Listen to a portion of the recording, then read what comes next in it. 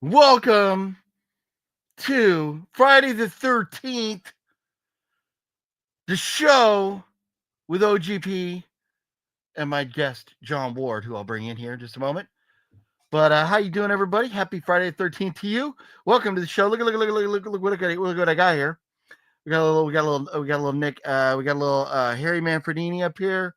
We got a little Tom Savini over here, and we got a little Kane Hodder right there. Look at that. How about that? And this mask is too small for my fat head. What are you going to do? It is what it is. We are going to talk Friday the 13th movies because Friday the 13th is December.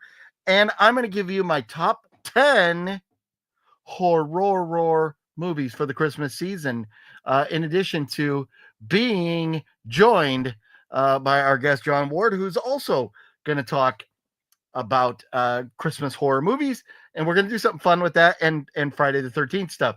So we're in for a fun evening. So if you would hit that thumbs up button for me, I would appreciate that. And we'll dive a little bit into what's been going on, what's going to go on with this here YouTube channel in just a moment. But y'all know what time it is. It's been a while, so it's vamp time. It's vamp time, baby. Oh yeah, let me get John Ward in here. Because you know what?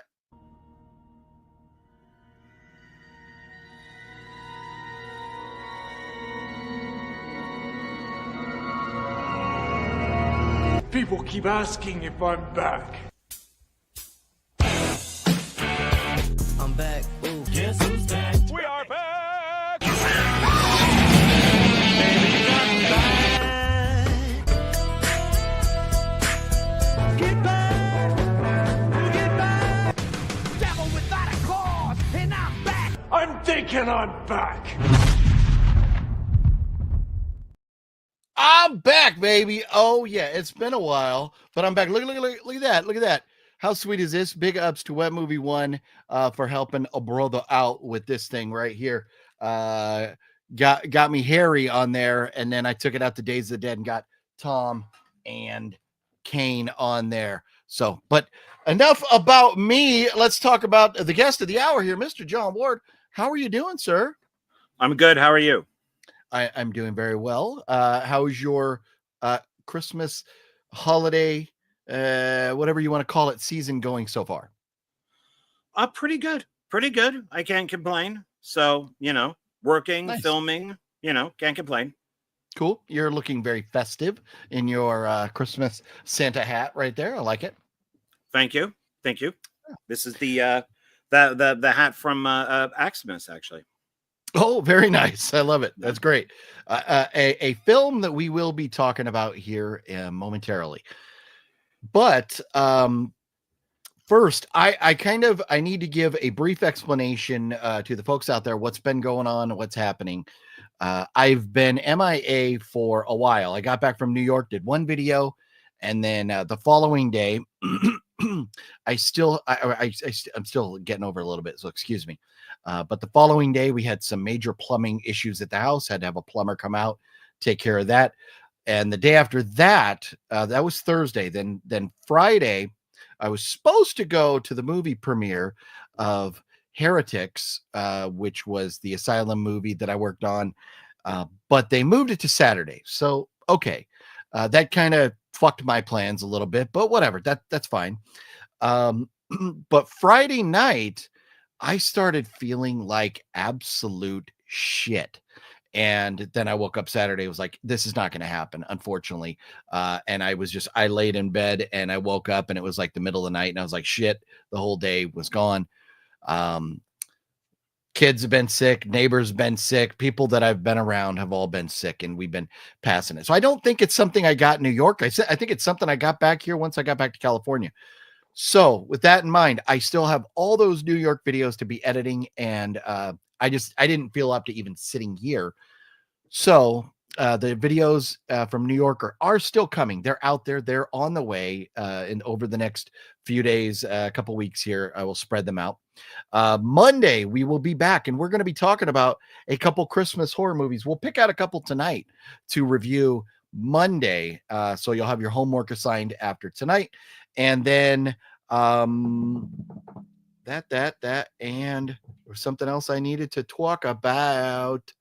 I don't remember right now, but there it is. That's what's been going on. Oh yes, I was going to tell you. So I mentioned off air that something very interesting happened to me yesterday, and it has reaffirmed my belief that I have had an aberration, an entity, a ghost, something attached to me, and it's really hit me hard the last 2 days. So this is interesting. Are you ready for this story? Yes. Do you believe in ghosts? I do not, and I would have to ask you what dispensary you went to before this this occurrence happened. I haven't had a sip of alcohol in probably over a month or more. And last sip of alcohol I had, and I have not taken any drugs. But last sip of alcohol I've had was when I did the video where I was drinking those little shots. So it's been a while. So let me tell you this. Yesterday morning, it's 0:30 still. I don't know what time it is, or very early morning. Pitch black. I'm dead asleep, laying next to my wife. She's dead asleep. Dog's on the bed, dead asleep. And I don't know where the other dog was. No sign of any cats. Dead asleep. It's quiet, peaceful. All of a sudden, I am awoken by, I don't know if that's a real word or not, but I used awoken right there. I'll go with that. By a loud crash and glass shattering. And so I freak out, jump out of bed, and I'm like, what the fuck is going on? What is that? And this is a true story. True story, swear to God. So I jump out of bed and I'm like, what the fuck? What the fuck? I don't see anything. What was this noise? So I'm like walking around for a second. And then I look down on the ground. There is my wife below our TV in our room. We have this little entertainment center. She has all these snow globes lined up right there. One of the snow globes was on the ground, smashed into a million pieces. The water everywhere, everything everywhere. So my first thought would be, and anybody who owns a cat would be like, that damn cat. No cats in the room. I went out, one cat in one room, one cat outside, and another cat sitting at the back door. So no cats in my room. So you say, okay, well, the cat ran out of the room, right? Well, haha. I have motion detection video cameras in my hallway. So if anything, and it picks up the cats and dogs as they walk up and down the hallway. I went and looked at my camera to see which cat may have knocked this thing off and ran out. There was no motion detected on my camera from like 2 a.m. until it was, I think, around 6 a.m. that this happened. There was no cats in my room. So I cannot, and I checked the USGS website. There were no earthquakes, but none of the other snow globes were impacted. They were all still sitting there just fine. But that one snow globe was on the ground, shattered in a million pieces, woke me up out of a lovely sleep. It was an amazing sleep. It was a phenomenal sleep. It was a huge sleep. I was enjoying it very much. But I was awoken so rudely by what I believe was this ghost smashing one of our snow globes on the ground. And I have no other explanation, but I'll tell you this: everything I have touched today, including my editing software, the computer, I walk by, things fall off the shelves. I was trying to cook some stuff and like shit's falling out of the cabinet. Over the last couple days, it's just been like chaos has followed me around. Like, what's that show where the guy's clumsy? Is it Welcome Back, Carter? No, which one is it? Where, no. Which one is it? I can't remember, but the show where the kid where like it was trouble always followed him around, anyways, from back in the 70s or something. So anyways, I have no explanation for that, but it fucked me all up. And so here I am today confessing my my ghost problem that I have. So what the clear-minded third-party individual that you are, what say you about my story, John? What snow globe broke? It was, I think it was a couple, maybe like the couple of like Coca-Cola polar bears. And what were the other snow globes around it that did not break? Oh, there's a bunch. I don't remember. They're all different. They're obviously Christmas themed snow globes, but I would have to go in there and look. I don't remember. I would say the one was sitting too close to the edge and it fell. Yeah, that's an easy explanation, but they were all lined up perfectly and the others did not move at all. How did this one? Because that one, maybe a cat at some point did push it. Maybe there was some cleaning and it got pushed a little bit. And because you're believing that it is a ghost, that has messed you up mentally. So now today things are going wrong because you're saying that it's a ghost, but if the snow globe did not break, probably none of these things would be happening. So could be. I cannot explain. I mean, things just don't move on their own. I can take my water bottle, I'll set it right here. Unless we have an earthquake, unless we have something, things just don't. A truck. So what you should do is take a snow globe and then put it in the same spot that the other one was in and see if it happens again. Yeah. Well, I mean, the other ones are, 6 inches away from it. They're lined up. You need to put it right in that exact spot, right there, and see if it, if you can visualize where it exactly was on the shelf to see maybe if it happens again. Maybe a truck went by and it kind of wobbled it and it fell off. Yeah. And I understand. And here's what everybody should know is that John is a complete non-believer. I am In a very everything. open-minded. Literally everything. Yes. And I am very open-minded. But now, so I've lived here 22 years. Never once have experienced anything like that. So it's interesting. So very interesting. But then if it's been 22 years and this is the first experience, why would a ghost be there now and not sooner? Because I went and got attached to a ghost on a ghost call or a ghost hunting adventure with Master Chaos and Wet Movie 1. And everybody, when they left, they asked the ghost to stay. I did not. And I'm the one who's been ooger boogered by them ever since because I failed. I didn't follow the proper steps of leaving a haunted venue.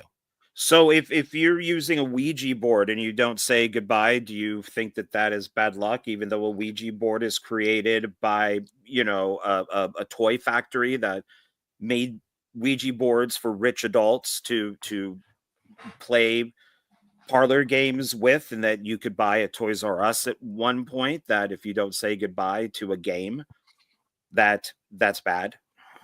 Oh, come on, John. Everybody knows Ouija boards are fucking fake.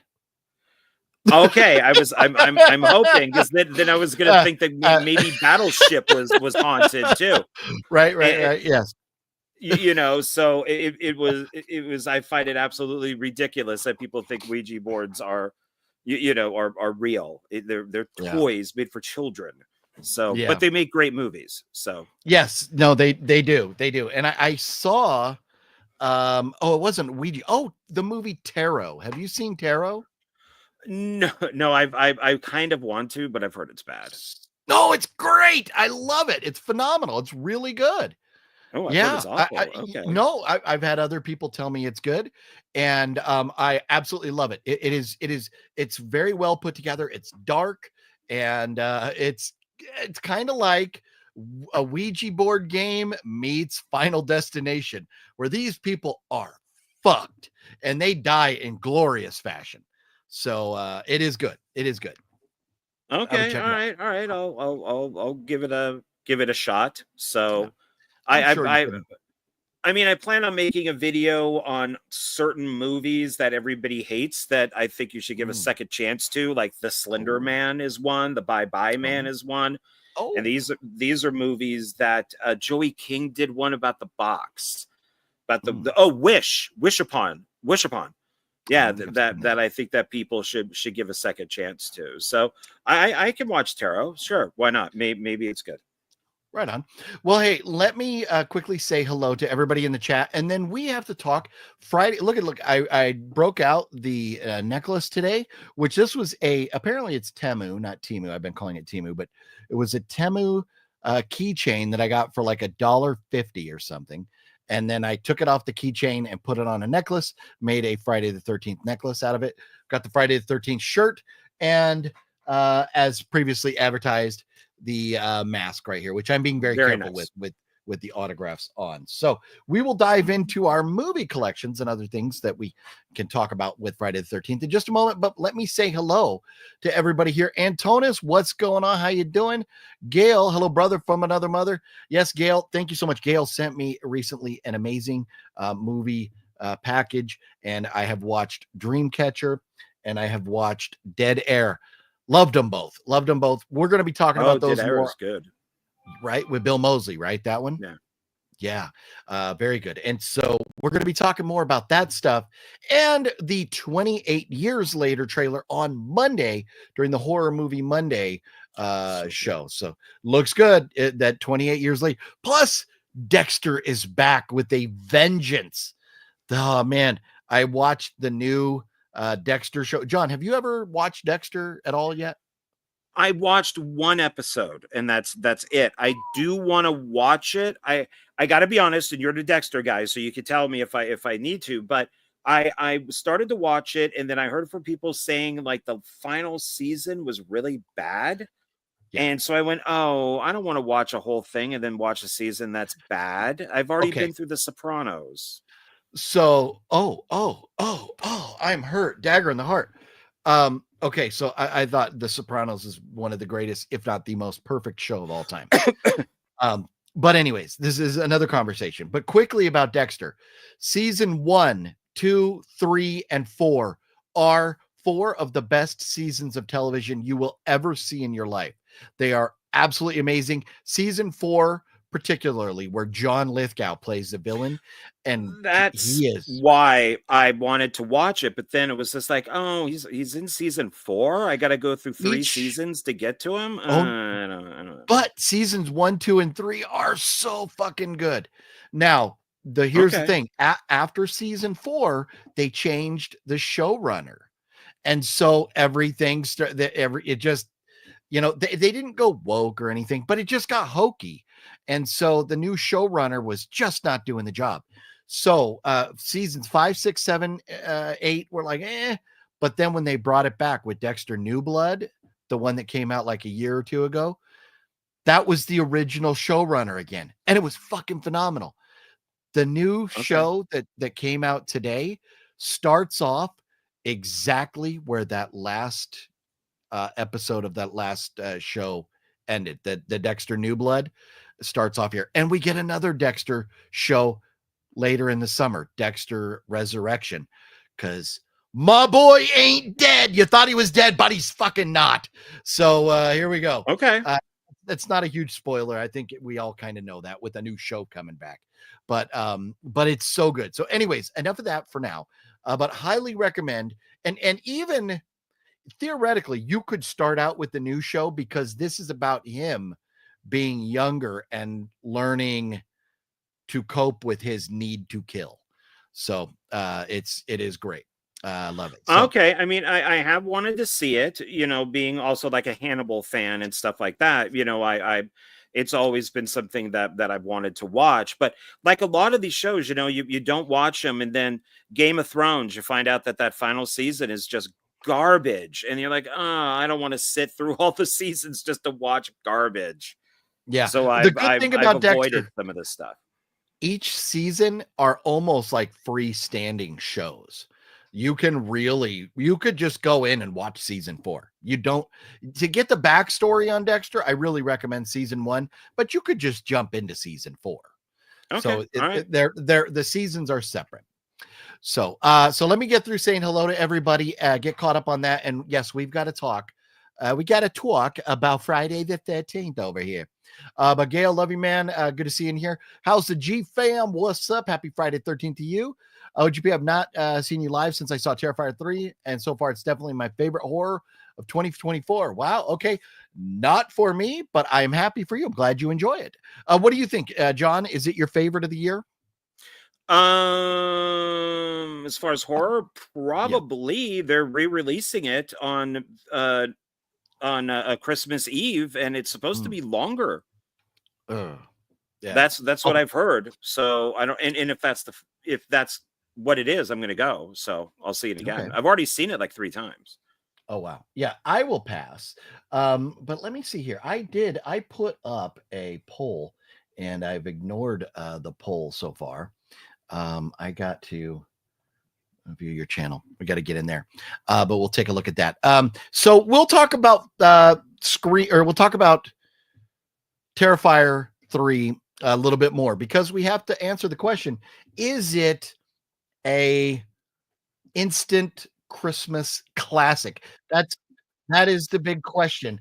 And so far, we have 45% of you say yes, it is. 55% say no. So, okay. So we'll talk about that more in a little bit. But happy Friday 13th to you as well. Robert C. the legend. What's up? Good to see you. Yes. And I'm sorry, everybody. It's been a while. I just, when I get sick and everything, it hits me like a ton of bricks. Rick, what's going on? And Gale loves your hat, John. Oh, thank you. Thank you, Gale. I appreciate yes, that. no, and we will talk more about that hat too as the evening progresses here. Happy Friday the 13th. Some for Sean 420. What's up, Sean? Jennifer, what's up, Jennifer? We love Jennifer. She is a legend. How you doing? James, what's going on? It's funny. I was in New York from December 4th through December 11th. Oh, so you got there like 2 days after I left, or a day or something. Crazy. We just missed each other. That wasn't you, Antonis.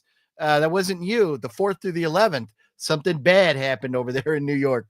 Something very bad. Somebody got whacked. And it's crazy where that guy got killed. The United Healthcare CEO, where he got killed, was just a couple blocks away from where we sat and watched the Macy's Thanksgiving Day parade. It's crazy stuff. Oh, wow. Brian Sanchez, what's up? What up, OGP Joan? Everybody in the chat, how you doing, Brian? And a happy Friday 13th to John Ward from House of G Fam. Thank you. Bye. Thank you. Thank you. Random, you too. Random Clip says, is Terrifier 3 an instant horror classic? I voted no. I vote no also. I am with you, Random Clips. Let's see. And you too, Sean. Harry Christmas to everybody. There you go. Metal God. Harry. A very hairy Merry Christmas. Gale believes in ghosts. Okay, so I got one on my side. I agree with John. I don't believe in ghosts. Antonis says one on John's one on my side. House of GFAM. Yes, arose the Suchuk ladder. The Suchuk ladder came out and was visited. Visited OGP. Yes. Rosebud. There you go. Mr. Slipcover, Bulleit Blake. What up? Fucking legend Bulleit. Terrifier 3 was a major misstep in the franchise. It peaked with 2. There's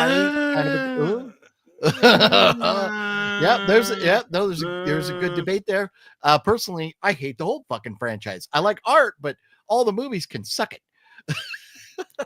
No. Well, I'll give you time. I'll give you time, John. Let me just finish saying hello to everybody. I know John's like, who are you gonna call? I know I need to call some Ghostbusters. OGP was probably sleepwalking with Morning Wood. Yeah, there I was. Walking around, doing, knocking stuff over. That's what it was, I'm sure. Yeah. It was the Pepsi ghost that broke the bottle, right? Yeah. They were like, fuck those Coke bears. Sean says no ghosts. Okay, so there's another vote in John's corner. Fluffy snuck into your house and broke the snow globe. Probably. That's probably what happened. Fluffy drove from San Diego to Las Vegas and snuck into his brother's house and scared the shit out of him. So it wouldn't surprise me if he drove from Houston out here to do it. Just to knock over one snow globe. Correct. Yes. And then get the hell out of Dodge. And then run. Yeah. Yes. Well, he doesn't run. He kind of hobbles. them knees are not running. John Doe Juggalo, what's up? Get a 4-leaf clover, right? Yes. 6 inches. There you go. Boing, boing. Jennifer says, maybe it's a PSA ghost trying to say, don't do Coke. Do Pepsi. No Yes. Coke, Pepsi. I don't think she was talking about that. I think she was talking about, you know. Oh, I think you should do as much of that as possible. Yeah. Coke ghost. Yeah. Sean has 10 ghosts. Okay. But who is the devil? I don't know. That's a good question. I wish I had a ghost. Make for Kaiser good company. Soze. Yeah. I would never be bored again. I know if we all, but you know, as long as they're a fun ghost, if they're just fucking with me, it's okay. But if they get really angry, I won't be happy. Gale loves tarot. All right. Dreamcatcher. Haven't watched that in forever. It was so good. John, you've seen Dreamcatcher? Yeah. Oh man. Oh, love that movie. Loved it. Okay. That's for another show. Yeah, okay. Well, I'll give you 30 seconds on it. Go ahead. I mean, I enjoyed it. I like it as much as I enjoyed Maximum Overdrive. So I think it goes into the so bad it's great Stephen King movies because the book is not much better, and you got the fart monster and all that. So it's fucking hilarious. But I did enjoy it, but in a bad Stephen King way. Okay. I'm sorry. I cut you off. I know I interrupted. I said I was giving you some time to talk about it, and then I jump in. That's what I do. That's fucking how I roll. But it's okay. It's your show, man. But so no, I loved it. It's not a perfect movie. It's goofy. It's hokey, but the cast is phenomenal. The kids did a great job casting to look like the adults and stuff. So yeah, but I can understand a little bit of you know, a little bit of issues with it. I get it, but it was fun. I loved it. Wicked Network, what's up? John, Dexter is worth it. The last season feels very rushed, but leads nicely to the new show. There you go. Okay. I mean, I still got a couple shows to finish, like The Last Ship, and I also have Ballers. So I got those two that I want to finish. And sadly, I'm going to start the Marvel TV shows. So start with Daredevil. I mean, there's an order. Are you talking Daredevil, Punisher, all those? Kind of from Wanda on. Oh, yeah, fuck all that. I mean, that's I do want to see like Daredevil and some of those other ones too. But there's so much of that garbage that that truly is garbage that it's just watch Daredevil. There's 3 seasons of Daredevil and the 2 seasons of Punisher, and fuck everything else. Watch those 5 seasons. They are amazing, and get ready for the new season of Daredevil coming up in a few months. So I'm hoping I hope it's Daredevil Reborn and not Daredevil Woke. No, well, and that's what we're all hoping for. But I mean, they got Charlie Cox and they got John Bernthal back. I mean, like, it's got to be good. It better. They did a disservice to Daredevil and She-Hulk. So we'll see what they do. No. Yeah, no. Daredevil. I mean, and like you look at like some of the characters and stuff that surrounding Daredevil. A lot of that stuff, the Netflix stuff from back in the day, great. What Disney has done with it so far is fucked. So just watch the old stuff and hope for good with the new one. Jude, what's up, Jude? Musashi, what up? I've been sick. Sorry, I'm feeling better. Still a little, getting past it, but we're back. We're doing things, and we got a lot. Man, the Christmas is coming up around the corner here. Jude says Dexter 1 through 4 are my favorite. Game of Thrones favorite season is 8. I don't even know how many seasons of Game of Thrones. I've never seen that show. I watched what I wanted to see, which was the Dragon Queen naked, and I turned it off after that. So man. So that was it, because I think she's cute and she's hot, and it's like, okay, I know she gets naked, and there it is, done. Oh man, Steve Mares, what's up, Steve? How you doing? Good to see you. Hey, everybody, thank you so much for jumping in. And I know I missed some of the comments. Morgan Freeman is in the hospital. That's no good. Is that true? Oh, that sucks. Love Morgan Prolapsed Freeman. Rectum. Is that? That's what I'm wondering. Is it like? Yeah, I don't know. Joking? I hope that's a joke or not. I hope it's a joke I don't get. Yes. He is old, but we have to talk. So, but it's great being back. It's great seeing everybody. Thank you all for being here. And man, we have a lot to talk about tonight, so we got to dive into this stuff. So Terry M, what's up? Nick B, what's up? Have we seen all through the house? We're gonna dive into Christmas horror movies here in just a few minutes. All through the house, I've not. It's on my list of Christmas movies to watch. Have you seen it, John? Yes. Okay, we'll talk about that here in a little bit. So I also don't remember a thing from it. okay, well, there you go. But also, what everyone should know. So, we are talking on this episode right here. We are talking about I'm going to give you my top 10 Christmas horror movies, and I'm going to show you all the other Christmas horror movies that I own. And then there's going to be a video coming up in a couple of days, probably on John's channel, where I am with him and we talk about his top 10 and his favorite Christmas horror movies. So to see the other half of this, you have to make sure you're subscribed to John. His link is down below. So make sure and check that out. Better Watch Out is a great one. That's a good one. Might have that over here. We'll see. We'll see about that. So here we go. It is Friday the 13th, and we would be remiss to not talk about our Friday the 13th. We did it wasn't too long ago. We had another Friday the 13th where we did a Friday the 13th video rating our favorite Friday the 13th movies. That's right. Where my favorite, let me see if I remember. My favorite is number 1. And I think John's favorite was number 2. Yes. Okay. Yeah. So without diving too far into all that, because we did recently do that, you can go back and find that video. It's on the channel here in the live streams, I think from like September or something. But you can watch us an hour and a half of nothing but Friday the 13th. But we thought we would share some of our Friday the 13th things. And this is my problem. This puppy is still sealed. And I just don't want to open it. I love that it's still perfectly sealed. And this was a gift to me, along with that poster right over there from the great and powerful Wet Movie 1. Love that guy. Because I helped him move. I went to help him move out of the kindness of my heart. I did not expect anything in return. And he told me he goes, pick this or that. And it was like basically pick this hand or that hand or whatever. I didn't know and I'm like, I'm not picking anything. I don't want anything. And he's like, nope, you're taking this. So he gave me, it was this box set with that poster, another poster. It was still factory sealed. And so I kind of left it that way. I've seen all the movies. I think there's bonus content that I haven't seen because I haven't opened it. But I don't, it's so beautiful the way it is. I just want to keep it that way.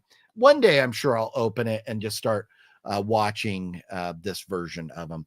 And then I'll find out years after the fact that one of them has a fucked up disc and I won't be able to play it. and it'll be Which too is what late. I've heard. Yeah. Yes. And it'll be too late to request a new one.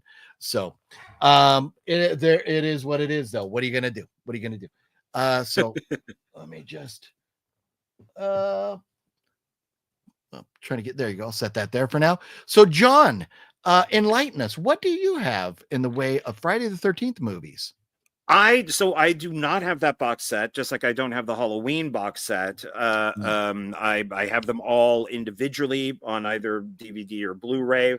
And since there's nothing wrong with them, I just decided not to go. If they could release all of them uncut, then, like Friday the 13th Part 7 and stuff like that, then yeah, I would have picked them up. But so this is a really old one. This is like the first box set to come out. So this is, oh yeah, and it's got all the movies in it. Is that up through 8? Is that how far it goes, or does it go all the way like up to it's all the way up to 5, all the way up to 8. Okay. And then it has a killer extras disc, and Ooh. Corey Feldman is the host. Oh, nice. Well, that'd be a fun watch. Yeah. So they look like this. They got the little thin boxes on them. And so they're like that. Nice. Yeah. Like don't have to do it for. Yeah. And then Sorry, I was just going to say I like the dual-sided artwork there. It's nice. In part 3 and 4. Nice. Yeah, they actually did a good job on these. I got it because the documentary was hard to, like, you couldn't find it unless you bought the box set. Yeah. So but it's nice having since Corey Feldman was in part 4 and the beginning of part 5, it's nice to have him as the host. So yeah, definitely. Yeah. Corey is now he calls himself the comeback king. I call him the comeback king of cringe.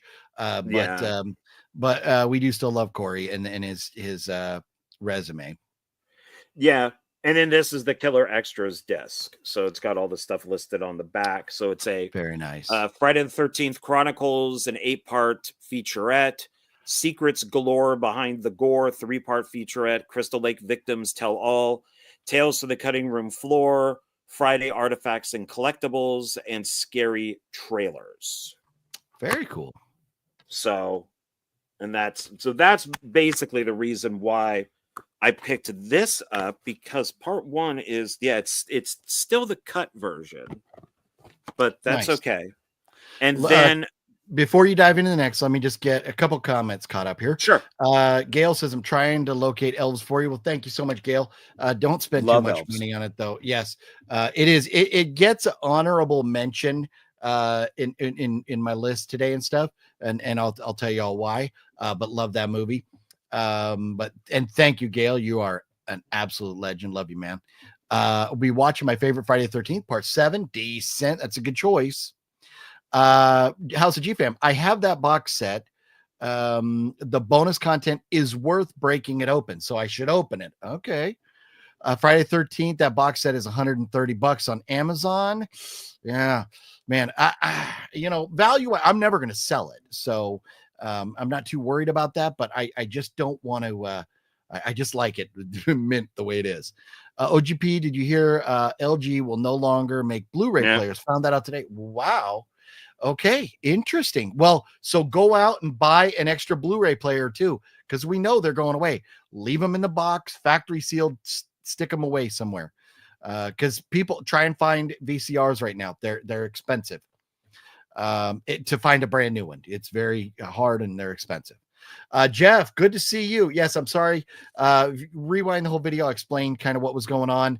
But I don't want to dive too far into it, but I was a little under the weather, but glad to be back. Great to see you, Jeff. John, carry on if you would, sir. Carry on, my wayward son. Carry on. I don't exactly remember when these came out, but I got them at Walmart, and it was 2009. So I think that's when the remake came out. So that's what these are. And so we got Friday the 13th, the deluxe edition, uncut. Ooh.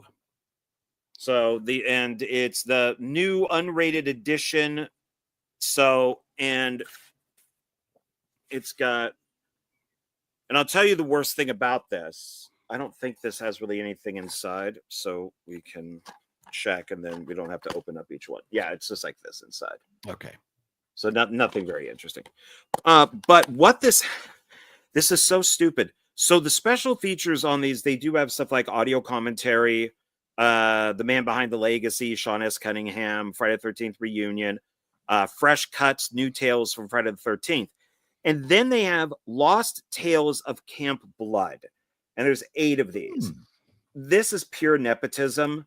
This is somebody's student film that was a slasher film that like took place, or like a horror movie that took place at like a summer camp.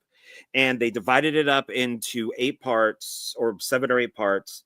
And they put it on here. Like it has nothing to do with Friday the 13th. And I ended up like stopping them. I think I watched like the first few, and then I'm like, wait, this has nothing to do with Friday the 13th or Jason or anything. This just feels like somebody's student film that they knew Sean S. Cunningham or somebody at Paramount and got it released. So, good for them, but and they have these like 3D covers, which are pretty cool. So Yeah. and then there's part 2, same thing. It's got like that 3D cover on there. And who does this have audio commentary from? Anybody? Nobody. Yeah, because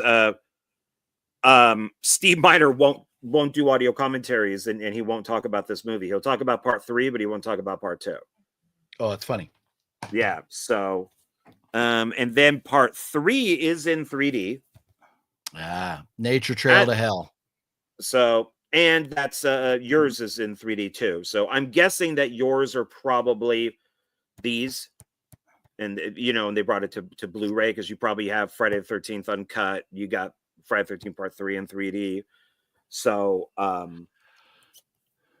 you just have to check to see if yours has the 3D glasses. If they might be too big. Yeah, they give me I would. There. Oh, very nice. So I do have out in the garage those ones that you're showing right now. I have all of those, as well as a different version of them too, because I had all the movies on DVD, and then when my parents passed away and I inherited their movie collection, they had those ones that you're holding right there. Okay. So, and I do believe I have that as well. They're just boxed up in the garage and all those extra movies I have. Yeah, I just found there to be, because these are nice additions, except for that one thing that I didn't feel like I needed to buy the Blu-rays. And then part 4. And I agree with you for the most part. I mean, the movies are so old, the way they're shot, and everything. It's you don't need to see them on super HD. You could watch them and be fine on DVD. So I agree with you. Yeah, because I keep watching all these videos on people that are buying these things in 4K, and they look awful. You're going to see the imperfections. Not the but like colors are different. There's like AI involved in converting these, and they just look awful. So it's like I think like Terminator 2 was one of them that they talked about, but this has this includes lost ending and slashed scenes. So this one has some uncut stuff in it, and it does have commentary by the director on it. Oh, and it also has commentary by Adam Green and Joe Lynch. So that's a good thing. And in documentaries, this actually has a fair amount of stuff on it. So that's pretty cool. Nice. And then Liv, what's up, Liv? How you doing? Robert got 2 of those. Hey, everybody. Good call, Robert. Yeah. Sorry. Go ahead, John. And then part 6, Jason Lives. Nice. I just really like those 3D covers. No, they are cool. I like that. Yeah. And then part 5. Nice. So you got that. And then you got part 7.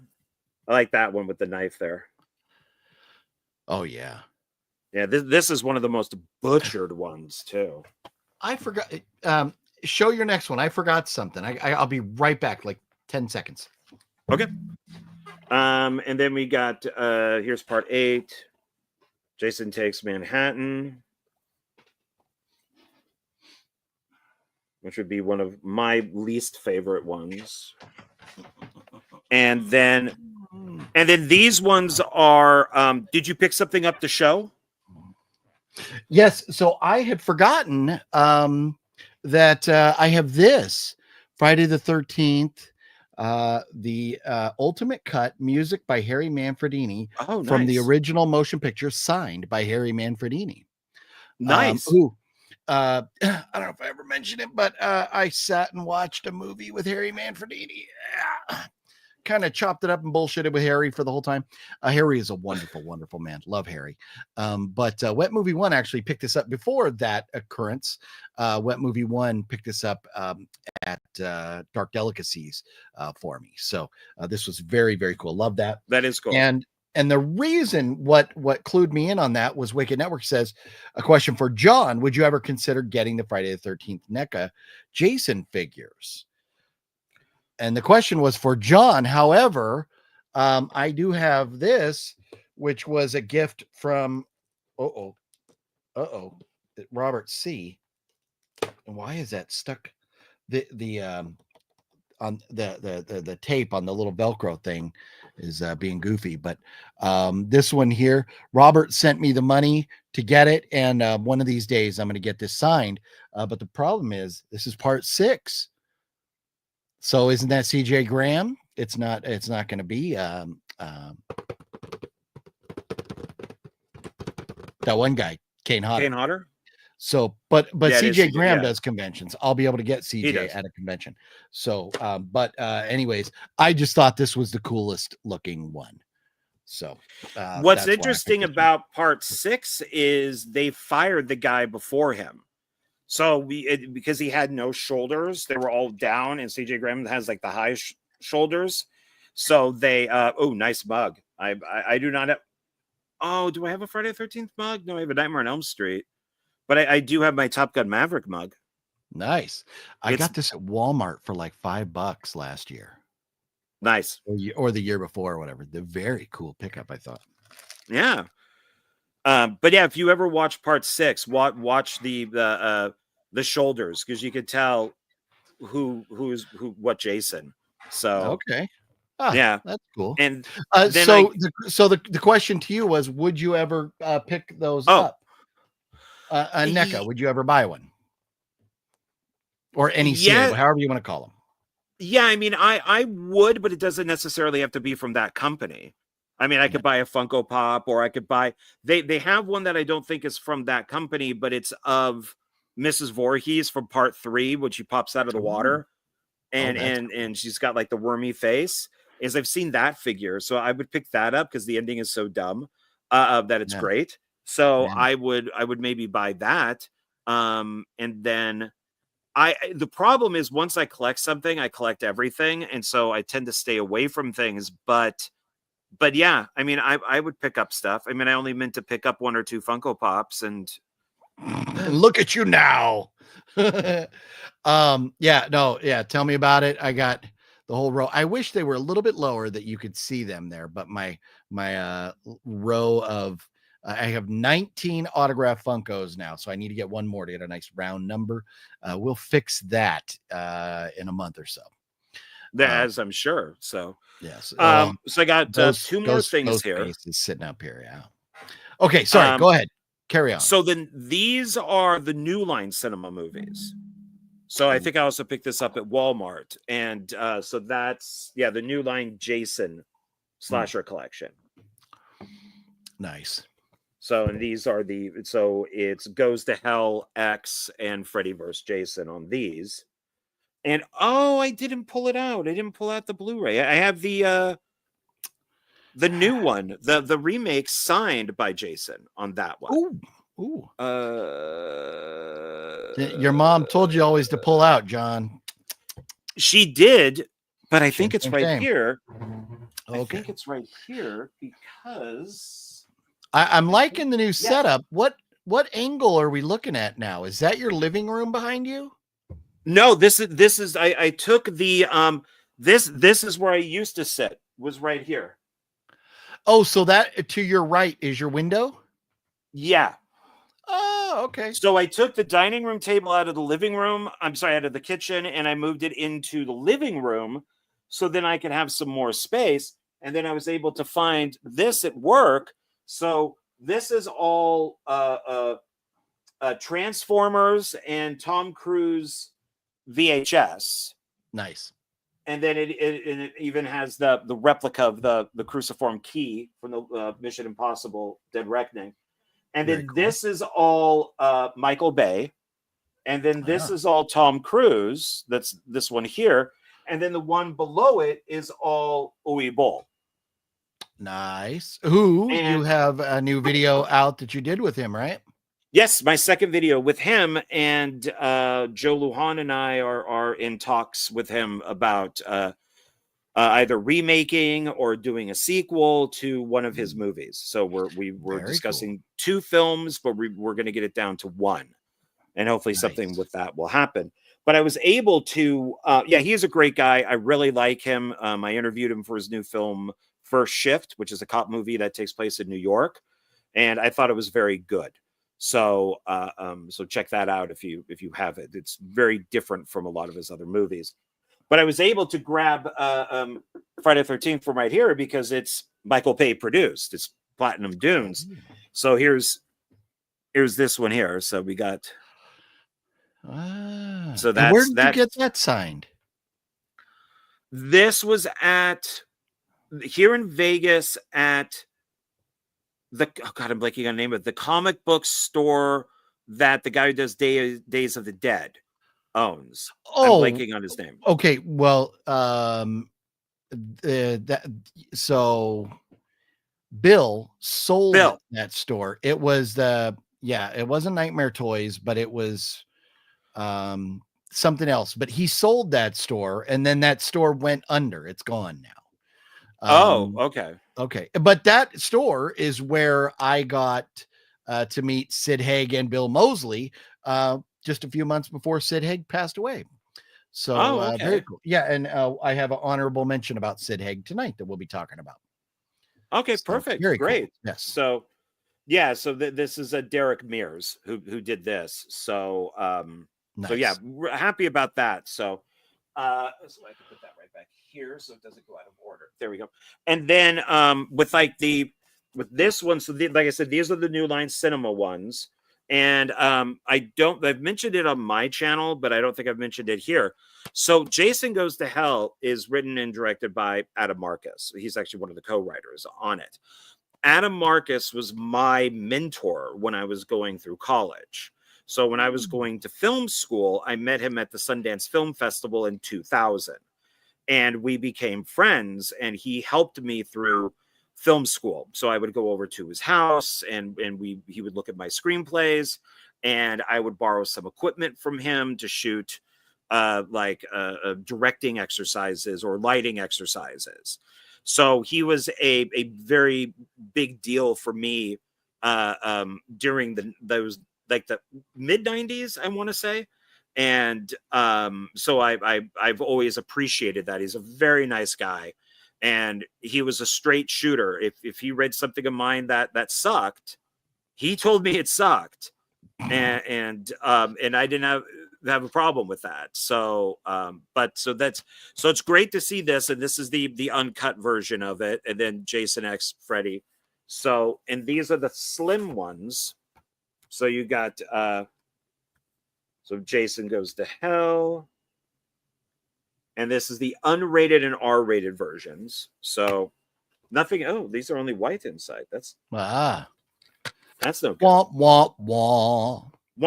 But it does have audio commentary. Dean Lowry is also on here, who's one of the writers. There's also like the TV alternate version. So this is a pretty good one to get.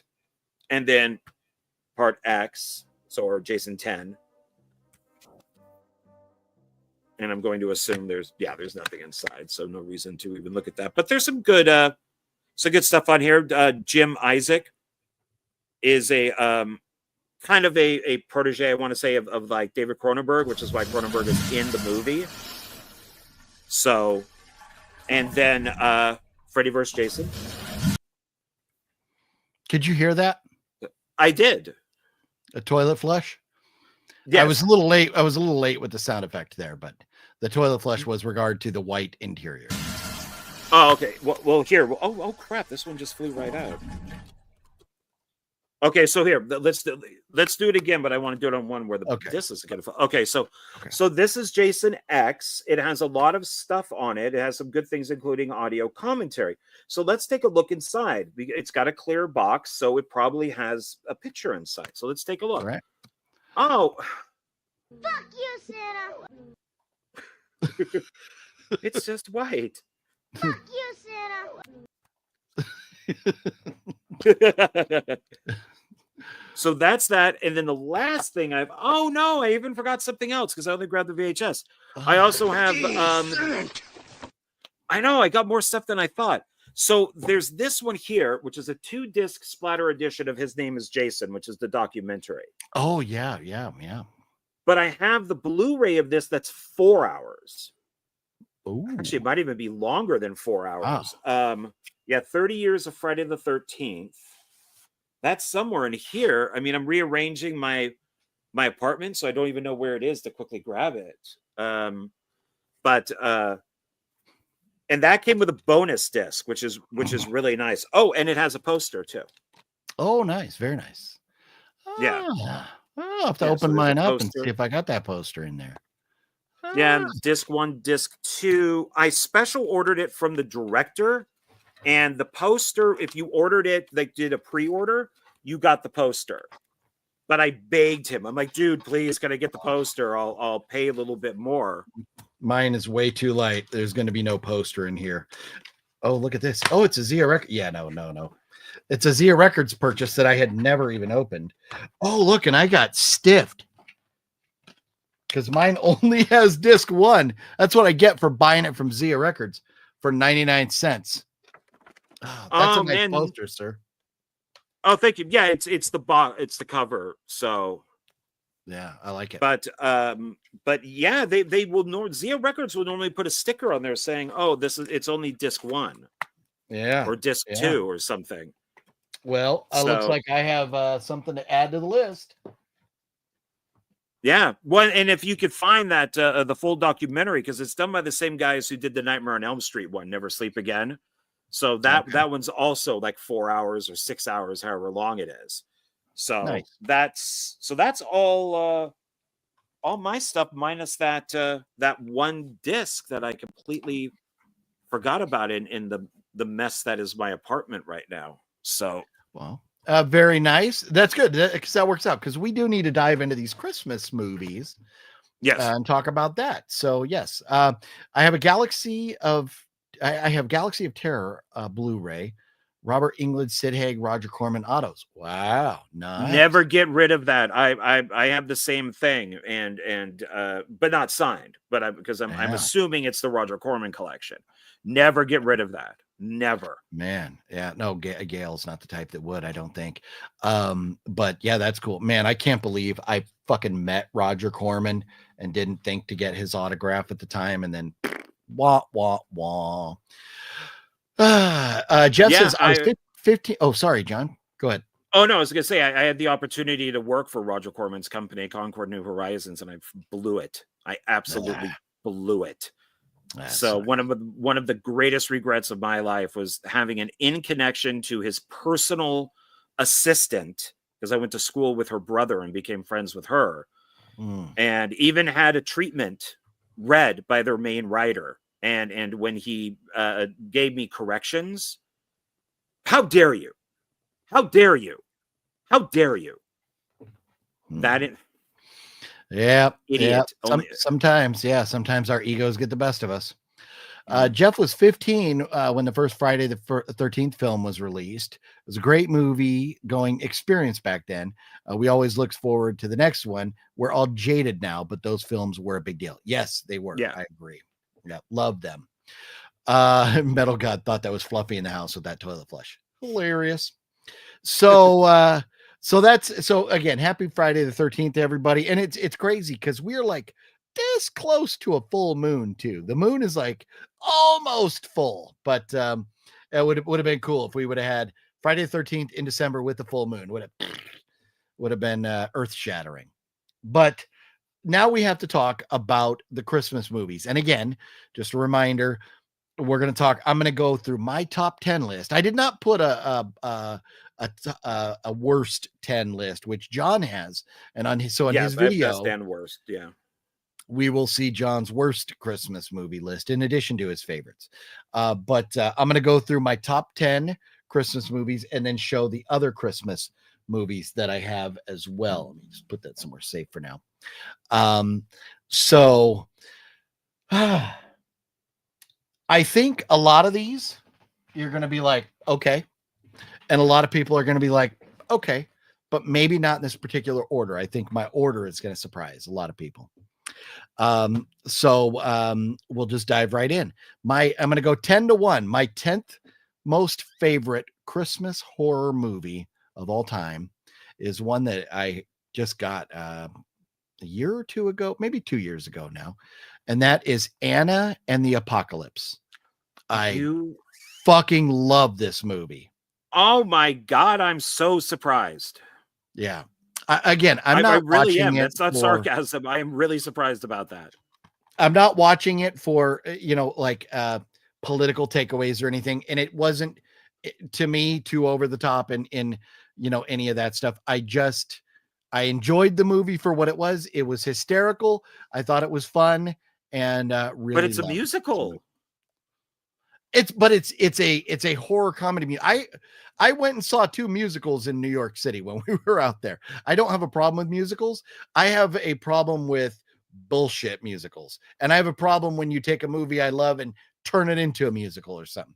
But a movie that's made as a musical, that's fine.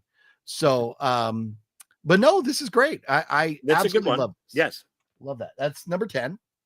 And number 9, this one is one of those kind of Christmas is on the periphery kind of things. It's not a traditional Christmas movie, but I absolutely love this. And it's a very under the radar. I think maybe everybody should give it a chance. I think a lot of people have not seen this, and that is P2. I own it, but have not seen it. Oh, it's amazing. So this girl, it's Christmas Eve. She's getting off work, gonna go home, and she gets trapped in the parking garage. P2 is parking level 2, is what that is. But I need to see P1 first, or P off, or P on. And I think we've had that conversation before, right? Where people didn't buy P2 because they thought they needed to see P1. Yeah. It is so good. It is so good. So highly recommend P2. Love that. And then that was 10, 9. Number 8 would be this, and this is a very fun movie. I think it came out in 2009, and I didn't watch it till probably 2016 or 2017. So shame on me. But that is Silent Night. Very good. Malcolm McDowell, Jamie King, and I don't know who the other people are, but fuck, this is a good movie. So brutal that what is it? What do you call that? The machine that chops up the wood chipper stuff. The wood chipper scene. Oh, that's amazing. Love it. Well, it's a remake, right? Was it originally called Silent Night, Deadly Night? But this is not like Silent Night, Deadly Night. There are Easter eggs to the first and second movie in it. Okay. But it is a remake of Silent Night, Deadly Night. Yeah. It's Stephen C. Miller. It's the kind of the film that really launched him. I love Santa Claus walking around with a flamethrower. Is awesome. Oh yeah, no, this is amazing. I absolutely love this movie. I did not know that, and I enjoy it. And that's what puts it at number 8. So that's cool. So that's interesting. Silent Night, Deadly Night. I know him, but I would have to go back and watch to look for some of the connections. But I don't want to dive too far into the specifics of each movie because we will be here all fucking night. Number 7, Black Xmas, not Black Christmas. This is a good one. Now the Black Christmas that came in 2019 can go fuck itself. Yep. That is a horrible fucking movie. But this one I think was 2004 or something.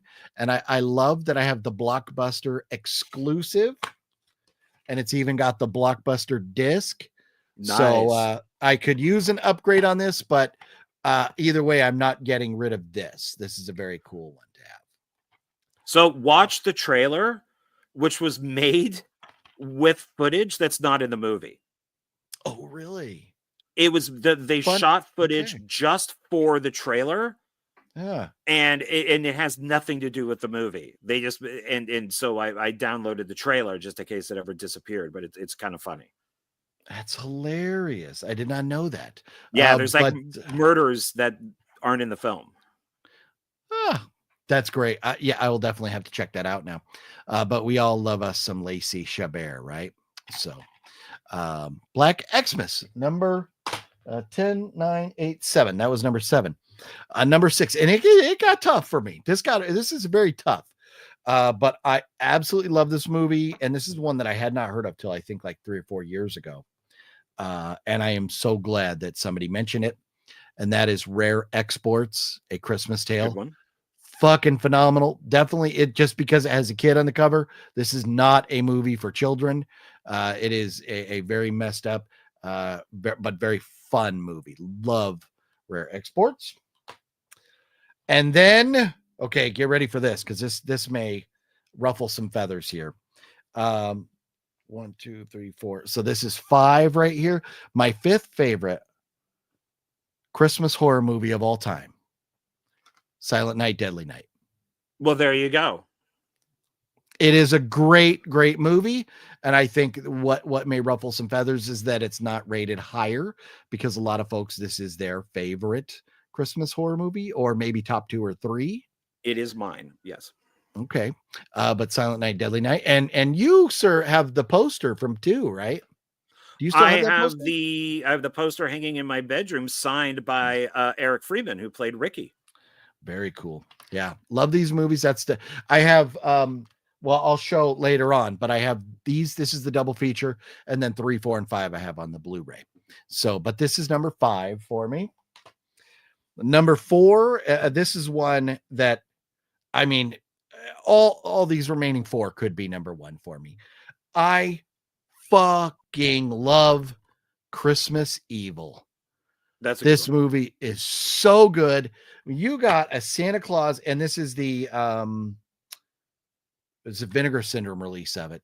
When you got Santa Claus going around, driving around town in a van, fucking people up, man. This is so good, so fun. So Christmas Evil, number 4. Number 3, and I would say my opinion may have changed if this wasn't the Naughty Cut, but the Naughty Cut has put Krampus as my 3rd favorite Christmas horror of all time. The Naughty Cut is very much better than the original version. So there's that. Here's one that John will wholeheartedly disagree with. My 2nd favorite Christmas movie of all time. And this one has skyrocketed up the charts because it just came into existence in the last couple years. And that is Christmas, Bloody Christmas. I need to rewatch it. Yeah. This is so fucking good. This is the one where it's a Santa Claus. It's a robot that was built for the military. It failed. So they decided to put this robot in stores and decorate it as Santa and reprogram it. But then it kind of goes back to its military instincts where it wants to kill everybody. It is so fucking good. And I think, does it have, Jeff Daniel Phillips plays his sheriff. Speaking of Jeff Daniel Phillips, he is a bad guy in the new Dexter show. I fucking love it. So love me some Jeff Daniel Phillips. Everything he's done is great. Aside about Herman Munster, that's up for debate. Rob Zombie Munster's movie. But Christmas, Bloody Christmas. I love this movie. It's so much fun. This is what I wanted from that other Violent Night. This is what I wanted from Violent Night. Violent Night did not make my list at all. But Christmas, Bloody Christmas, my 2nd favorite Christmas movie of all time. And I'll let me give you a guess. I want to see if you can guess what my favorite Christmas horror movie of all time might be. The original Black Christmas. You son of a bitch. Yes, sir. Yes, sir. No, and it is. I mean, between Krampus or this or Christmas Evil, I mean, you've got some great choices right there. So this is because it's so legendary and it's so great. It's so perfect. It's like Texas Chainsaw. This is to Christmas horror movies. This is what Texas Chainsaw Massacre is to like slashers or that genre. So even though it's more of a chainsaw instead of a slasher, but the sad thing is Bob Clark, who directed that. Well, this isn't the sad thing yet, but he also directed A Christmas Story, and then of course he directed Porky's, and so he was this really good director, and a frigging drunk driver hit him and his son and killed them both. Wow. Yeah. God, so this guy who gave us so many good movies, and John Carpenter has even admitted, and Bob Clark says he's fine with this, Halloween is an unofficial sequel to Black Christmas. Oh. it's basically Billy is Michael Myers, and that Yeah. it's what if Billy got stuck in an institution and escaped. Yeah. Mm. So and Bob Clark has no problem with that, and Carpenter's kind of admitted it. So Wow, that's cool. Wow, love that movie though. That's Great amazing. film. So I think the only one that really you're not on board with is probably Christmas, Bloody Christmas. But what are your reactions to my list? My list is different, but it's I can definitely watch any of the ones you put up. And when I did my Thanksgiving video and I had Will Clausel on there and we were talking about like Amityville Thanksgiving and all that, the guests that I had on had recommended stuff that I had not seen or did not like. And so I said, okay, well, on Thanksgiving, I'll rewatch these movies, which was Eli Roth's Thanksgiving. I did not like that when I originally saw it. I thought the trailer was better. Now I really like it and I want to buy it. And then I watched Black Friday with Bruce Campbell. So, okay. And I really enjoyed that. So what I'll do is on Christmas or Christmas Eve, one of the 2 days, is I will rewatch that movie. I will do the same thing that I did for them with your pick. So, and I will give it a second chance. Very cool. And those are two movies that I rated very, very highly with my Thanksgiving movie reviews. I love those movies. Patrick Dempsey. Speaking of Thanksgiving, Patrick Dempsey is in the new Dexter show too. This cast is fucking amazing. It is the new show is so good. Christian Slater plays Dexter's dad. It's so fucking good. So love the new one. It's so good. So anyway, so there's that. Now we will dive into the rest. Well, I might have missed a couple, but I grabbed all the Christmas movies off my shelves that I could find really quickly. So in no particular order, I have Krampus, The Reckoning. And now, so John, that's a video that's going to come up on your channel before Christmas is a Krampus film review, right? With all the different Krampus movies. All the different Krampus movies, yeah. So what I have, what you have, it's I've only seen like half of them. I have not seen that one yet, but I did see the trailer, and man, is that thing CGI? Oh boy. Well, it looks like the cover. So you're not lying. Okay. So Krampus. So be on the lookout for that too. So everybody make sure you're subscribed to John so you can follow along for all the fun, because we're doing all kinds of fun videos over the next couple weeks between both of our channels here. Another one that I don't put it on the list just because for the most part, I feel like the really only Christmas thing about this is the name, and that's Silent Night, Bloody Night. Love this movie, but I mean, the Silent Night, Bloody Night, I mean, it's loosely Christmas, but is this one you've seen? It's more winter. Yeah, I own it, and there's a sequel and a third one that's coming out, and there's a remake, and yeah, it's actually a public domain movie, but I've seen it. I liked it, but yeah, it's more of a winter film. Yeah. So it gets an honorable kind of mention. And then here you go, Silent Night, Deadly Night collection. Man, did my nipples get hard when that came out. Oh my God.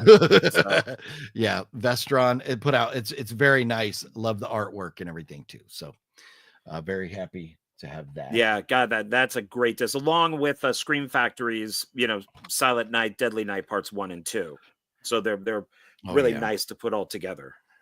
Yeah. And Silent Night, Deadly Night, I'll probably upgrade those at some point. And when they came out, I was like, I got the two. It's just one of those things where you can't buy everything. You'll be bankrupt.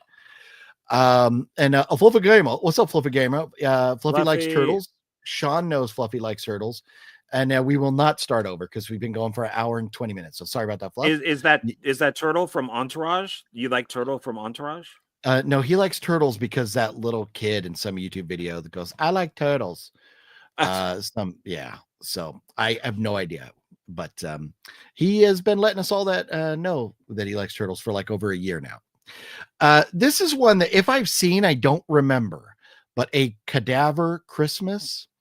I know I feel like I've seen it, but I just don't remember. But the artwork is amazing. Look at that. I That's love good. that artwork. Yes. Zombies for the holidays. So there's that. So maybe I'll put that aside because we got to figure out some movies to watch over the next couple days. And then this one, I swear I've seen this, but I just cannot remember a thing about it. All the creatures were stirring. I love the artwork here. That's great. Yeah, and that's one that I own also. I think they sold it at Dollar Tree, Okay. but it's I haven't seen it, so I've heard it's I've heard it's good, but just haven't seen it. Okay. And this is another one. I know I have not seen this, and I need to. Caesar and Otto's Deadly Xmas. I have that as a triple feature with some of their other movies, but I haven't seen any of them. Okay. And then this is definitely one that I think people go, what the fuck if I didn't show? Gremlins, of course. And then this is not really horror, it's more adventure. But this movie came into my knowledge a couple years ago, and I had to own it because I fucking love it. And that is Get Santa. So this is a movie where there's like Get Santa. It's a British movie. It's got Warwick Davis, and man, even with my glasses, I'm still gonna have to probably break out the old magnifying glass here. See if I can see some of the other names. It's got a Stephen Graham, who a very famous actor, played Al Capone in Boardwalk Empire. Love him, but it's got a very solid cast. But it's Santa Claus gets arrested, and they got to save Santa. But there's like bad people out trying to get Santa too and stuff. This is a fucking hysterical adventure movie. It's very, very fun. Get Santa. I think you could probably find it on Tubi or something. Definitely worth watching. It is interesting. A very fun movie. Not really horror. Okay. I definitely wanted to mention that though. And then a movie that Bruce Willis says is not a Christmas movie. He says it is a Bruce Willis movie, and that is Die Hard. And it is. Yeah. Oh, it totally is. It is. So is Die Hard 2. They're both Christmas movies. Yeah. They both take place at Christmas. And the cool thing about this is actually a gift that I bought for my dad years ago, because he loved Die Hard. And when I saw it with the Christmas slipcover, I was like, oh, I have to get that for him. And so, it's Die Hard, you could watch streaming or anywhere. So he never even opened it. But this was a gift that I bought for my dad that after he passed away, I made sure and kept. So, and then here is the honorable mention to the now passed away Sid Haig. Rest in peace, Sid Haig. Hanukkah. And this is a movie, one of the last couple movies that Sid Haig made. And you get to see his wiener in it, I believe, unless it's like prosthetic. And if you ever want to see Sid Haig's wiener. But not going to lie, this movie fucking sucks. But he was very proud of it because it was like an all Jewish cast and crew, all Jewish production. And he's like, you have all these Christmas movies, but nothing that's like really, really Jewish. And Sid, being a Jew, was very proud of that. So I bought it, even though I knew I could never get his autograph on it. People warned me before I bought it, don't get it, it sucks. But it's Sid Haig, so I wanted to have it. So there it is. There he is, right up in the top. Oy vey. Yes, there you go. And then another movie that may come as a surprise to many folks that don't consider or think about this particular franchise when it comes to oh, it's back there. when it comes to Christmas horror movies, and I fully put it in that category, and that would be Jaws 4. Yes, Jaws 4 does take place at Christmas. There's Yeah, trees and everything. Even though it's in the Bahamas, it does take place at Christmas. It is a Christmas movie. It's and I am a born again Jaws fan. I am a converted. I never hated Jaws. I just was like, whatever. They're shark movies. I don't care. But then I watched them, and now I really, really like them all, especially part 4. But when I saw the Christmas, I was like, ah. So I loved it. So I love part 4. Good. That's nice. Yeah, and that's we're in rare company. And then another given that's horror. Nightmare Before Christmas. Yeah, you gotta have it on the list. I have a ton of non-horror Christmas movies and shows and stuff that I'm not going to get into, but this was definitely something we had to mention. And the reason I have this only on DVD is because I mentioned this before, but I think at Halloween we bought this years and years and years ago at Disneyland. And so it's kind of got a sentimental value. We picked this up when the kids were very, very young, so we could all watch it together. So there's that. And another one that is very Christmas is kind of on the periphery. But if you look it up and you look up top Christmas movie lists, it will show, and that is Day of the Beast, the Day of the Beast. This is the sister movie to Perdita Durango. And there's a third movie from this director that's coming out. These are so fucking good. So fucking good. Severin put them out, and I wish I could show you more about it, but it's very, very small. But Day of the Beast, I'll read quickly what it says. In between his cult debut, Acción Mutante, and Proudly Depraved Perdita Durango. So Acción Mutante, I think I just got that too. But the Acción Mutante and Perdita Durango. Yeah, so I do have Acción Mutante. I got all 3 of his movies now. Director Alex de la Iglesia delivered the international smash that remains one of the best horror comedies of our time. When a rogue priest discovers the exact date the Antichrist will be born, he'll enlist a death metal record store clerk and twisted humor to prevent. Oh no, and sorry, I missed a line there. A death metal record store clerk and cheesy TV psychic for an urban spree of gore, sacrilege, and twisted humor to prevent the apocalypse by summoning Satan himself. So they got to get Satan. They got to summon Satan so they can prevent the apocalypse from happening. It is amazing. I fucking love this movie just as much as I love Perdita Durango. So Day of the Beast, Perdita Durango, highly recommend them both. There you go. Have you seen this? I have not. I know of it, but I know of it more, I think, through, like, I've heard of the title, but I definitely know more about it from you. So one day I will have to check it out. Okay. Yeah, definitely. All 3 of those. So now this is a movie that I got from Well Go USA. It is shot beautifully. I love the color. I love the scenery. I love the settings. The story is, the acting is, but if you look at it, like it is a beautifully put together movie, and that is A Creature Was Stirring. This is a Well Go USA. This is a screener that I got, and I think I gave one away to somebody else, one of the viewers here. But it's put together so well. But just the story. Scout Taylor Compton stars in this. So not the best, worth a one-time watch. Just for the cinematography and the coloring are phenomenal on this movie. So for Christmas movies. There's that. And look, Cinestalker. What's up, Cinestalker? How's it going? Cinesanta approves of these fun Xmas flicks. Decent. How you doing? You misspelled Xmas. There's an A at the beginning. Oh yeah, no, we're going to talk about. We are going to talk about that franchise here in just a moment.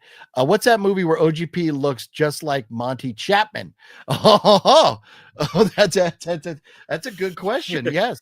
Speaking of adding the A at the beginning, a Lethal Weapon 1 is a great Christmas one too. Yes, It is Christmas. I don't own the Lethal Weapon movies. I don't.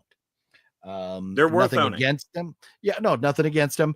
I just I'm aiming for a horror movie collection, and obviously they are not. I have nothing against them at all. Mel Gibson, and one movie that is absent from my list of horror movies, which should be here, but it's out in the other room, and that's The Passion of the Christ. That is definitely a Christmas horror movie. Yes, it is. I own 2 different versions of it. Nice. A Christmas horror story. That's a good one. Yes, did enjoy this. And Krampus is in that one. Yeah, and William Shatner. But that's one, it's been a while. May need to revisit that. And then Pray Christmas Doesn't Come Early. A fresh, fun, twisted romp. The perfect blood-soaked present for holiday-loving horror fans.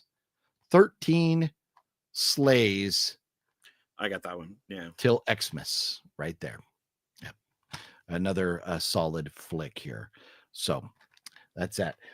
And those are the Christmas movies that I own. Is there anything glaring from my collection that I don't have that you are like, shame on you for not owning?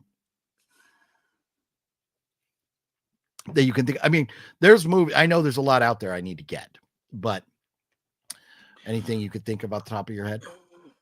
I know I'm putting you under pressure here. Well, I mean, I'm trying to think more horror because that's what you're aiming for. Because I have comedies and horror and action and all of that. So yeah, okay. No, I would really have to think about it. Okay, so there are 3 others that are on my list that I need to watch, and there may be even more than this, but 3 that come to mind that I need to watch, if not and or own. One is Red Snow. Not seen that. Another Matt told me about, and that is There's Something in the Barn. I think it's a newer one, and Nutcracker Massacre. So I need to get those 3 or check those out. So I'm going to try before Monday. I'm going to try and see if there's some place where we can stream those, and maybe I'll talk about those. I'll review those like a week from Monday or something. So I'm going to see if I can find those. But yeah, I have plenty of stuff to watch, and I love Christmas horror. I love holiday horror movies, and we should also do at some point, or I will, hopefully, maybe you can join me, John, a New Year's Eve or New Year's horror movie video that I'll do between Christmas and New Year's at some point. So, because there's Bloody New Year's. Yeah, I think you have more of those than I do for that particular day. Yeah. So, but I have a couple. Yeah, sure, definitely. Yeah, they're definitely fun. So Better Watch Out is a decent one, and Better Watch Out. So I watched Better Watch Out. I think Jennifer said she loved it, but I can't even remember if I own that. I gotta look. Berserker Beyond. No. It doesn't look like I own it. Wait. I thought I did. And so Better Watch Out. Better Watch Out was on my list of movies to get forever and ever and ever. And then I watched it and I was like, if I find it for the right price, I'll buy it. But it wasn't good enough that I was going to pay like $15 for it or something like that. So, but now there's so many. Looking at Amazon and Tubi, there's a million Christmas horror movies out there. And we don't have the time to go into all those. So that we'll kind of pick out a couple movies to watch. I think maybe between now and Monday. So I'm going to assign homework for everybody. If you can try and find these, man, I'm not sure if I'm going to have time for all three of these. Let's go. I'm going to watch A Cadaver Christmas and All the Creatures Were Stirring. And I will talk about these this Monday, as in like 3 days from now on the Horror Movie Monday. We'll review these. All the Creatures Were Stirring and A Cadaver Christmas. We'll review these this Monday, and then we'll pick out a couple more to watch for the following week. But now we have missed one franchise and one movie. The one movie, Elves, who I am very good friends with the director, Jeff Mandel. I love that guy. Met him through Master Chaos, but Jeff and I text and talk all the time. He is a great guy. And the movie Elves desperately needs to get a physical release. And it's funny, I've seen like Born to Be Rad. I've seen Brian the Horror Guru. I've seen a lot of people going, hey, remember Elves? And I'm like, I fucking remember Elves. And I know that Jeff has been struggling for years to try and get that released. But there is a legal battle similar to that of Friday the 13th, where it was like, we own it. No, we own it. No, we own it. No, we own it. And so it's just not been getting the release it deserves. Hopefully one day. But I even thought about seeing if I could get Jeff on tonight. But I thought maybe we'll save that for a special episode where we just talk about the movie Elves or something. So, but Jeff has been on videos with us often, so he is not shy. He's if you're going to talk about Elves, I want to be there. So okay. Yeah, I love it. I'll reach out to him. We'll see if we can make that work. So maybe do a little panel show. Cinestalker says Elves is great B-movie goodness, but it sucks only on tape. I got lucky enough, bought one for a few bucks. Oh, you have one? Danny, that's fucking nice. They're like $100 now if you want to buy one. So everywhere I go that has VHS tapes, I search through them to see if I could find that there. So now we need to talk about something else that now I had a copy of part 2 and I don't know where it went. But I have this, which I believe has part 1 on it. Does it not? Yes. So, and that in which I speak is the Axmis franchise. And Axmis is a franchise created, developed, written, directed by that guy over there.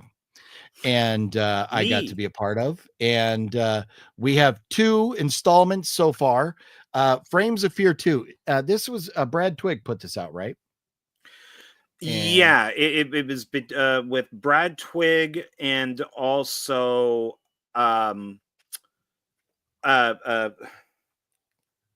Todd Cook through Screamtime Films. So I had a deal set up with both of them for at least parts 1 and 2 that Brad would put each one onto an anthology. So that would be his thing. And then Todd would put it out individually. Yeah.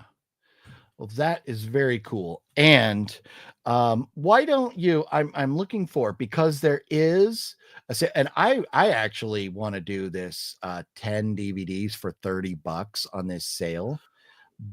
But I actually have, I got it right here. I was going to show this last, but since you brought it up, this is one of the covers you can get. And so it's the Axmis cover. On the back, it's got Another Evil Night. And why is that the size of a DVD? And this is how they come like this in the. So I ordered through him Axmis 2. Oh, on the 10 movies. That's the way the 10 movies come. Yeah. Oh, okay. I see. I get it the now. Slasher nurse. So you could pick them, and then he puts them in these, and then you pick the cover that you want, and there's a bunch of different covers. I asked him if he could do an Axmis one, so now it's one of the regular covers. So you can get it with Axmis on it. But yeah, these are really cool. But now, what about What about if I just got Xmas 1 and 2? Would it come with the regular DVD artwork? Would it come like regular DVDs, or would they come like those? They would probably come like these, because when they did part 1, so this is Scream Time Films for part 1, and it's a single disc. Okay, so like this right here, where it shows they look like regular DVD size cases, like what you have in your hand. Yeah, and then if you buy both DVDs for $13, will it come like that? It could look like this. Okay. Or it could, I don't know which one is. I think this is the re-release. So this is a different version, and it has this for the disc. Okay. So I don't know which. See, I would like to own both on DVDs like that. Quickly, I just Liv said we watched Elves 1989 in my online movie group tonight. It was nuts. Nice. Well, Liv, that is awesome. And stay tuned, because we'll have to get Jeff on one of these days and break down that whole movie with Jeff, the director. So that's awesome. Yeah, and I'm glad you enjoyed it. Elves got to be better than Elves it's amazing. Unfortunately, the quality of the copy that you can watch on YouTube is not that great. So that's the downfall there. So sorry, John, go ahead. With the no, because I love Elves too. So I mean, it's a great film. So I love it. Yeah. So, but on these, they're not. Todd didn't put like special features, but there is audio commentary. There's like a 70-minute documentary. There's like a photo gallery. There's a poster gallery. There's all that type of stuff on this. So, nice.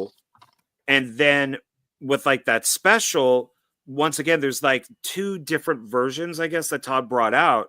So then there's Xmas 2, and it's a 2-disc set. And there's Tommy Vegas right there. And we got, there's a bunch of people in this, like Ben Stober. You're in this. You're in this. I am. Monty Chapman. That's right. And you're going to be in part 3. And this one, kind of the same thing, but it's a 2-disc. Is that because it's Xmas 1 and 2, or special features are on a separate disc? Separate disc. So this has 5 audio commentaries. Oh. Behind the scenes, another 70 minutes. Poster reel, photo reel, trailers. It's a big disc.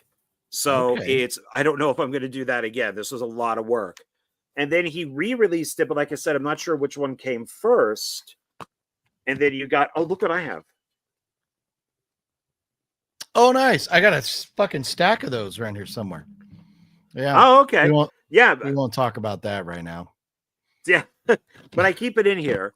And so I'm not sure which one he's doing. The kind of like the white one with the blood, or if it looks like these. Okay.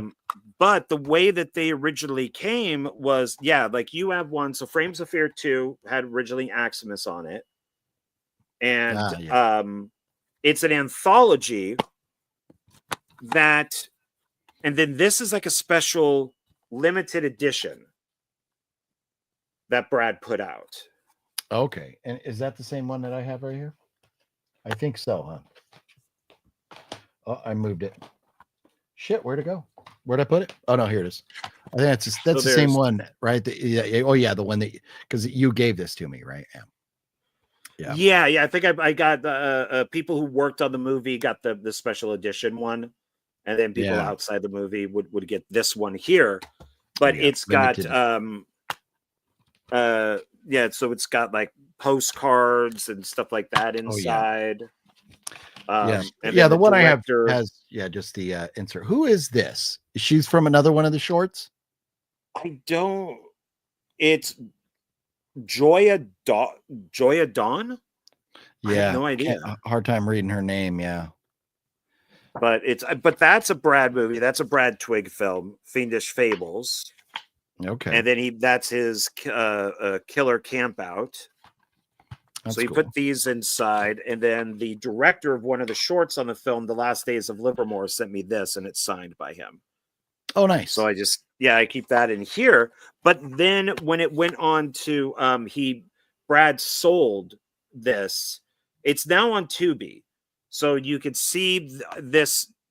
Aximus is on Tubi. Aximus 2 is on Tubi. You can see Frames of Fear 2 on Tubi, but it got re-released through Wild Eye Releasing as Brutality. Okay. So that's how Aximus you would watch is part of Brutality. But Brutality is really is just Frames of Fear, but just with a different name. Yeah. They're the same movie, just different title, different box art.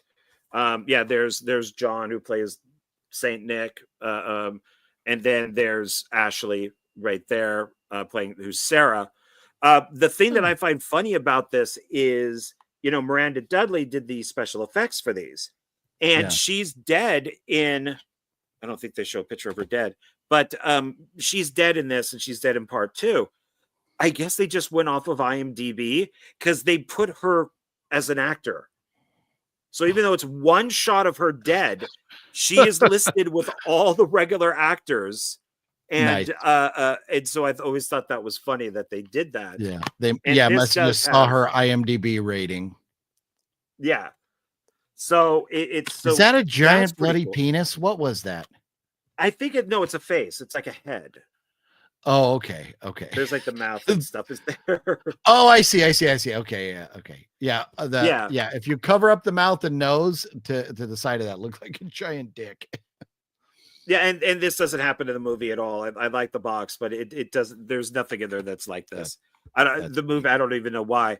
And then Aximus 2, this one kind of became the John Ward anthology.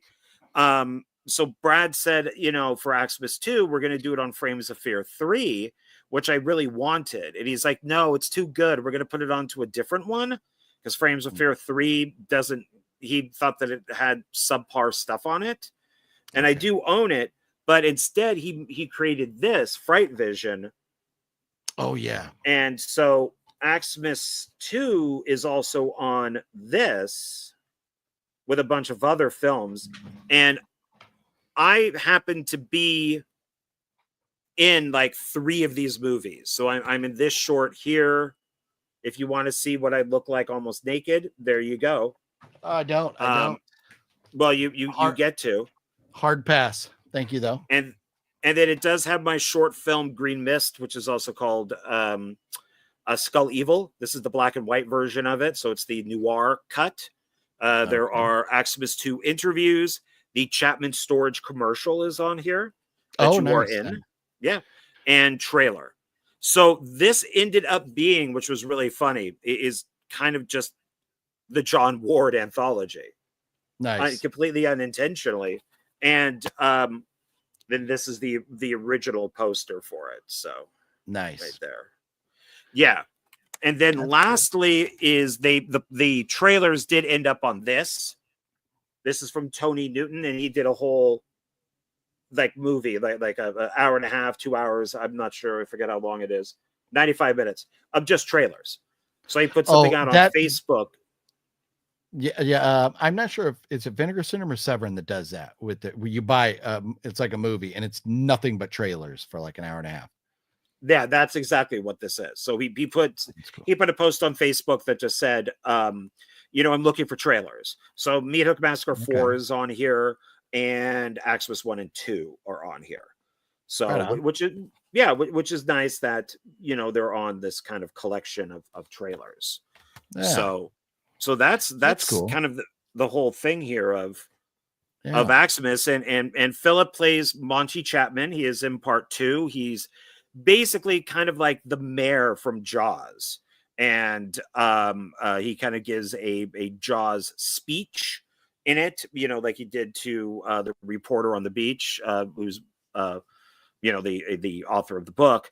But it's Philip will be back for part 3, and he does a great job in part 2, and I've come up with different ideas for part 3, and thanks to Terrifier 3, I now know exactly what I'm doing. So nice. I just dropped a link down below to the Scream Time films. So if anybody wants to go grab those Xmas movies, I put it's down there below. Oh, I'm showing that. Hilarious. I thought it was going to stick to wherever I had that other ad. That's hysterical.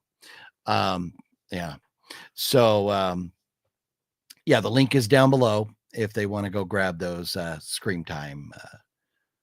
Yeah, and for people that are interested in making films, it's and I'll make this very quickly, is I did go to film school but did nothing really after it. And then surprisingly, David Sterling said, why don't you go work on this film called Clown Motel, which ended up being Clown Motel Massacre with Philip. And I also worked on another film called Drug Z with John Seymour, who played the killer Santa Claus in Xmas. I realized that you could make feature-length movies with 5 people, and wrote Xmas, and then worked on any film I possibly could in Vegas, and I worked for free. It didn't matter what it was. I did not care.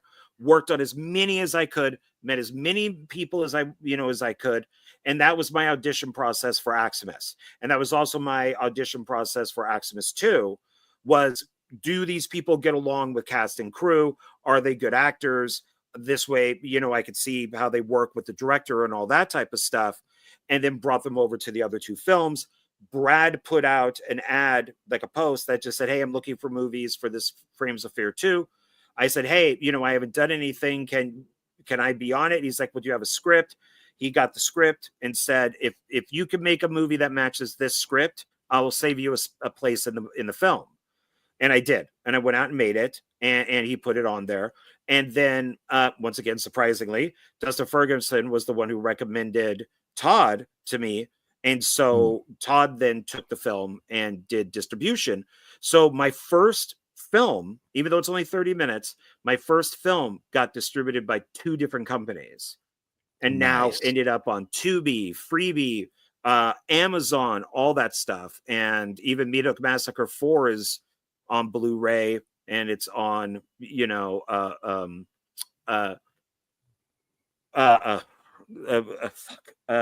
God damn it, Wild Eye. I hate getting old. So if any of you out there are interested in making movies, that's what you do. It doesn't, film school helped, but it didn't get the connections or anything. You just need to work on as many movies as you can. I worked at a storage facility, so I shot it in a storage facility because I could shoot for free. That was parts 1 and 2. So, I don't know, I think Philip has a little bit of a similar story where, you worked on some stuff and then, hey, let's make this movie, and it happened, so now you're making movies and working on movies and all of that. So it is through connections and getting to know people and everything. The indie film world is actually kind of a small world, and you may if you don't know somebody, you probably know somebody that knows that other somebody. So it is a pretty small world, but it is very cool. But good stuff there, dude, with the Xmas movies. And definitely if you're not in the market to buy DVDs, at least go check them out on Tubi. You can see me, and you can see the crafty handiwork that John did putting those together. Yeah, and Matt shot the film and color graded it, and he edited the movie, and Mike Conway did the music, and for part 2. So it's But I'm very proud of both of them. So I'm very Nice. happy with it, and looking forward to doing the other ones if I could get off my lazy ass. So Yeah. And that's here's the catch. And the only hang up with like filmmaking is, well, there's two: time and money. And writing a script, if you have an idea, you go out, you just take the time, sit down, write a script, develop it, figure out how you're going to shoot it, where you're going to shoot it, what all it's going to take, and then get yourself a budget, and then figure out how much that's going to cost. Now, here's the problem. It's very easy to go, oh, I want this in my movie, or I want that, and I want this. And these things start adding up. What's fun and challenging is trying to find a movie or make a movie that you can afford to make. And people have made some fun stuff for very, very cheap. But you just got to be careful because things start adding up very fast. And there's like I have lesson learned with certain things that have been done in movies and stuff. And I'm just like, fuck, we shouldn't have done this. We shouldn't have done that, because then this would have already been out. That would already been out. But at the same time, too, we all want to dream that we get that big budget one day and we get to make that movie that we really want to make with all the special effects and with the amazing locations and all that stuff. But the only way to get there is by progress, by actually making movies and getting them out. And so hopefully one day Matt and Justin will have something to show for Wild Game. Waiting on that edit to get done. It's only been 3 years now, but hey. And then fuck my life sideways about Wild Game, or about Clown Motel Massacre. We're not even going to get into that tonight. But anyways, stuff is coming. It's coming. I'm working on it. So it has been fun. This has been a fun night of movie talk. John and I are, again, we are going to be having a video up probably in just a couple days over on John's channel. Do you have a timeline yet when you may put that other video up? Oh, I'm thinking tomorrow. Okay. Well, then look for a video coming out from John's channel tomorrow where we continue this conversation, because we have not talked about John's horror movie collection yet and his highs and lows, his favorites and least favorites and stuff. So we are going to do that, which means we got to go, because we got to go do some stuff for John's channel. There you go. But any last words, John? Please check out my channel. It's different than Philip's. I don't do the live stuff and all that because my computer can't handle it. And so I don't, maybe it could, I don't think so. But the video that we're going to be doing it's going to be pre-recorded. And I'll put it up tomorrow, just up on YouTube, Facebook, and it will be up on X. Please go check out Tubi. And then if you can, like Aximus 1 and 2, I would really appreciate it, because they do get rid of stuff. And I would like it if enough people saw them and liked it to where they would push them as their recommendations. It's only happened once. So, I appreciate everybody watching tonight, and thank you for being here. So. Right on. Well, Michael McNally, what's up? And Gale just ran out of wild turkey. Perfect time, Gale, because we're wrapping it up. Sorry, you're out of wild turkey. That I know Gale does enjoy his wild turkey. I believe besides a budget is distribution's hard as fuck too. But things you learn is that while you're in production, dot the I's, cross the T's, make sure you have the forms and everything filled out and everything done. So that way, when you get to distribution, you're not going like, fuck, I need this person to sign this, or I need to track down this person to sign that. So if you dot the I's, cross the T's along the way, you'll save yourself a lot of grief in the long run. But yeah, budget, distribution, and just getting off your ass sometimes. Time, budget, and distribution. Those are the three toughest parts. Yeah. Regular people don't make money being in films or working on. No, you make a living, if that. That's the tough part. Yep. Gene. Well, but that's you don't make money, but what you do is that you get favors. So it's I work with Drew Marvick, so Drew Marvick works with me. I work with Joe Lujan, so Joe Lujan works with me. You know, I work with Philip, so then Philip works with me. That's the trade-off is, you know, is you I tell people, do not ever list me as a production assistant. Never. And you could list me as an associate producer. You can have me as like an assistant director. That's fine. But I will do whatever you want. You want me to go get coffee? I'll do it. You want me to do slate? I'll do it. You want me to do sound? I'll do it. You know, and that's how you learn everything. And so now I've become like Joe Lujan's sound man. In fact, I just did it last night. I acted, and then we shot my scenes, and then I turned around and did sound. So, Nice. and now when we do Axmas 3, Joe is going to be shooting it because I've never asked for a dime working on his movies, and I've worked on like 8 of them now, something like that. So, you know, that's Nice. the thing. So you may not make any money, but you make favors. Yeah. Well, and Jude is talking about on a much bigger level, like a Hollywood scale movie company production, because Jude's been, you know, like a stunt performer and stuff for like big productions. Oh, nice. She worked on a Batman movie. So she's talking about that, like the low level That people, level. the you know, the best boys and the gaffers and the PAs and all that. You're trying to make a living and just trying to pay your rent, not you know, you're not making you know, director money, or you're not making, you know, your you know, the the DP money or the producer money. You're not making that type of stuff. You know, most of us is just like get a check to get by. So, but anyways, join me Monday, everybody, shall you?